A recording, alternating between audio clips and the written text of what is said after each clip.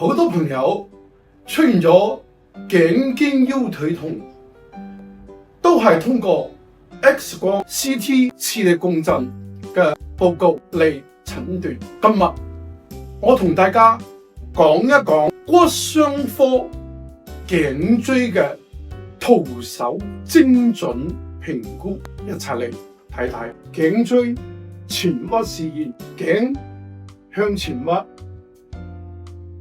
下巴可以墊到胸骨柄，度數為35至45度。我打側做咗，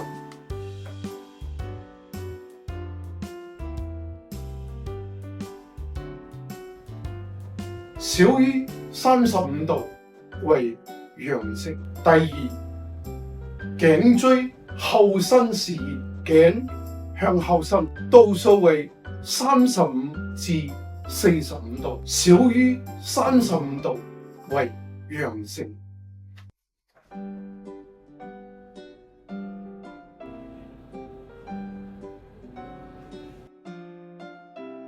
三、頸椎右側彎示現，頸向右側彎，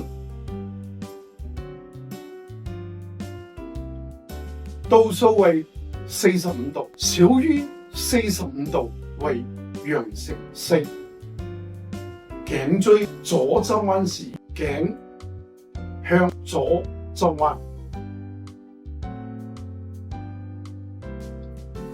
度數係45度，小於45度為陽性。五、頸椎右旋轉示現，頸椎輕輕向前屈旋轉，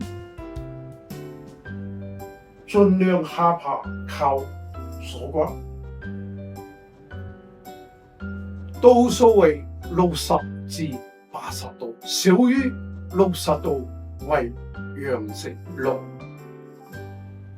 頸椎左旋轉示現，頸椎向前屈少少，向左邊旋轉，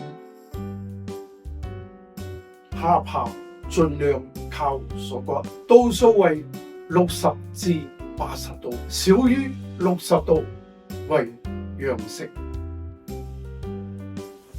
今日嘅問題，屈頸示現陽性推拿治療點樣解決？請你把答案打喺評論區。你嘅點讚、評論同分享係我拍攝嘅動力。多謝你。